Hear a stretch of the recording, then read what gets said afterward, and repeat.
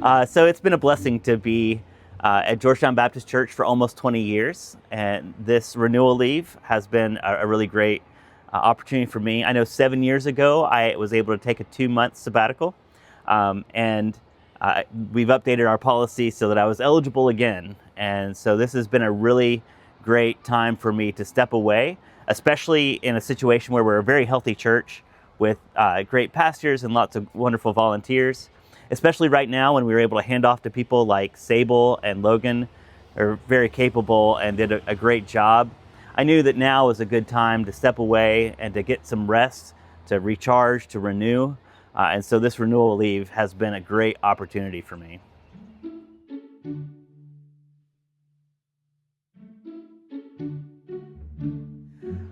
So this was a little different from the last time that I did a sabbatical. 7 years ago, I actually taught a class over at Georgetown College, but what I found was it was not very restful for me, and so this time I was more intentional about resting. And so I stepped away from a lot of things. I was able to travel, visited with family. I visited different churches every week. I visited 13 different congregations, and a lot of them were pastored by friends of mine, but also to see what other people are doing in ministry. That's part of the renewal experience for me as well. I was able to read a lot more than I normally get to, do a little bit of travel, spent some time with my kids, went up to Chicago to see Will and some performances, and it was time to be away. Visited a monastery for a week and was it was a great experience, a good retreat time. But a variety of different things, and yeah, I also, one of the things that I did at the monastery that I visited for a week was I did some writing. I've been working on a project over the past few years, but was able to dedicate some time toward it, and excited about what I did accomplish, while also not being overwhelmed by all the other things happening at the same time. It's interesting stepping away. I felt like I was getting off of sort of the hamster wheel of every Wednesday, every Sunday, every Wednesday, every Sunday, but able to kind of get off of that, able to step off of that kind of cycle long enough to take a longer breath, to get that kind of renewal that maybe I don't normally really get to between Wednesdays and Sundays.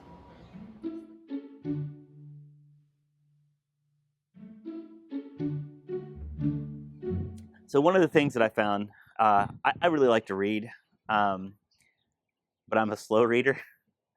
But some of what I got to read were in books that were very much about listening to your soul.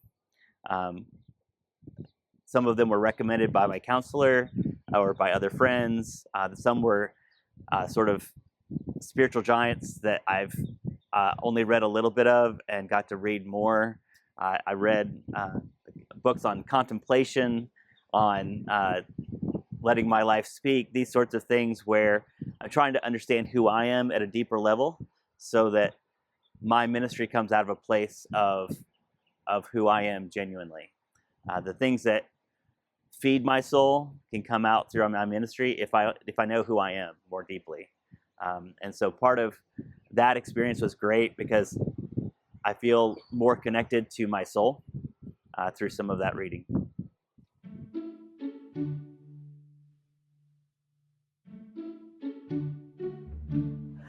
So part of what I bring back with me is a reminder of what to prioritize. So I am setting aside more time to continue to read.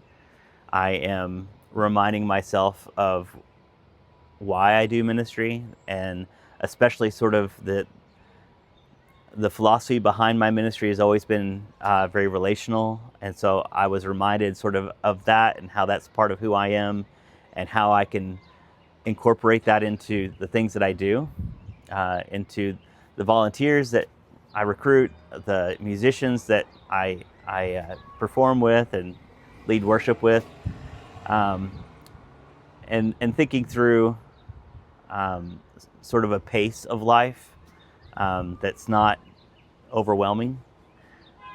That's really hard this week because Yeah. this is a very busy week. Not a banner week. Yeah. But I think that when you do ministry for this long in one place, you it can't be just a one-person show. I have to trust volunteers and fellow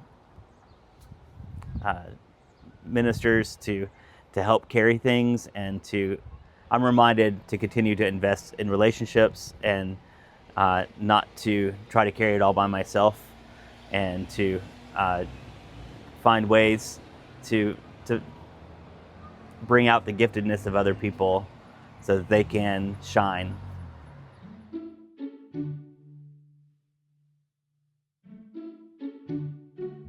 I think I would also say that this is a real gift. One of the things is, as I would visit lots of places, lots of churches, not a lot of other churches were doing this for their pastors. And I would constantly hear from someone, oh man, that's so great. I really wish that I had this opportunity. And it is a real gift. And I want it to be a gift back to this congregation as well. I want to be able to serve fully from a place of overflow and not a place of scarcity. I want to set up Pastors Ashley and Patrick so that when they have an opportunity like this, that it is a great experience for them, that I take that gift and I'm responsible with it, that I allow it to be invested back into our congregation and be a blessing for future years and future ministry.